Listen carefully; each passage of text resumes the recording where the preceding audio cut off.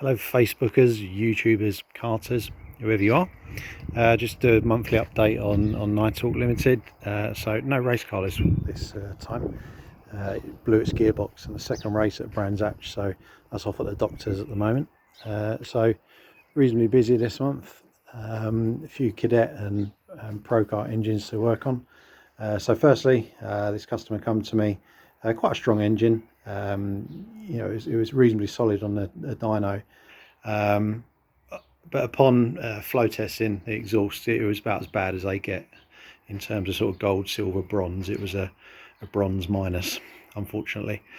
So what we did, encourage the customer to lay his hands on as many exhausts as he could, which was 5 new ones, which is unfortunate, but there's so much variation in his exhausts. If you want a good one, the more you buy, the better chance you have of getting a good one. And I'll cut a long story short, the exhaust that we've found and we've flow tested has given him nearly a 4% flow improvement. On the dyno, this has drastically increased the acceleration time, which, you know, on track that should give him his final edge to get him up front and help him get in podiums. Otherwise, I didn't really feel the need to rip the engine apart and start doing pistons and heads and valves and tinkering with everything else. It's a very solid engine. All I've done really is just peripheral work on it, and hopefully he should be getting some silverware soon. So these two engines just come to me from a new customer.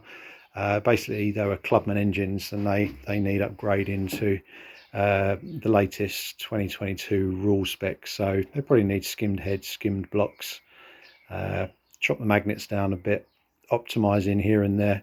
You know, they're just low cost engines, and the customer wants them brought up to the latest regs, so very traditional job. They're okay on the dyno. The dynamic blow by from the piston rings is more than healthy, so the pistons and the bore are all okay.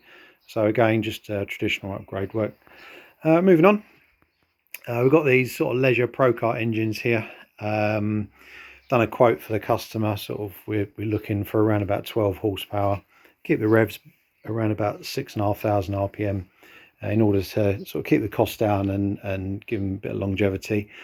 So I've done the braking procedure on these, and yep, we're 12 horsepower, that's all good. A slight little issue at the moment, I've had a bit of flywheel slippage on them, so where the Woodruff key goes in here, because these are clone engines, it's a deeper Woodruff key, and the ones that I use were a bit shallower, which are meant for the Honda engines. So unfortunately the flywheels rotated back a few degrees, which you really see in the power, but we're already 12 horsepower, so I'm very pleased about that.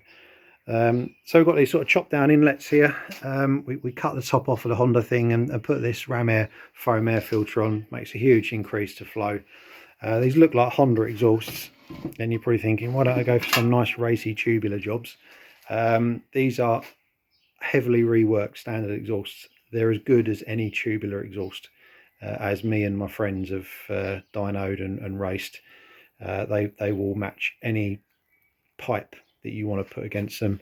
I've had 18 horsepower through these on my Tune GX200, and it's still not a restriction. So really it's just sort of straight through. All these are lock wired, they popped out in the dyno, so they've had to be riv nutted. But yeah, they're all there. So just having these Woodruff keys machined down in order to get a desired ignition timing. They're in the machine shop at the moment. They'll be back today. Put flywheels back on and they're ready to go.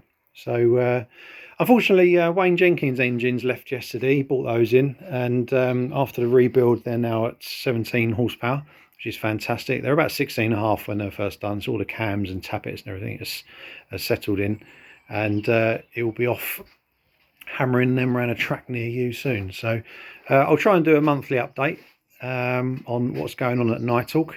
My honing machine is going lovely. Done about 5 or 6 engines on this now, and every time it goes on the dyno, they are just fantastic. The blow by is really low, they're sealing up well, the friction's low, and it's working very, very well. Very pleased with that. So that's the update for April 2022, and I'll give you another one next month. Take care, bye.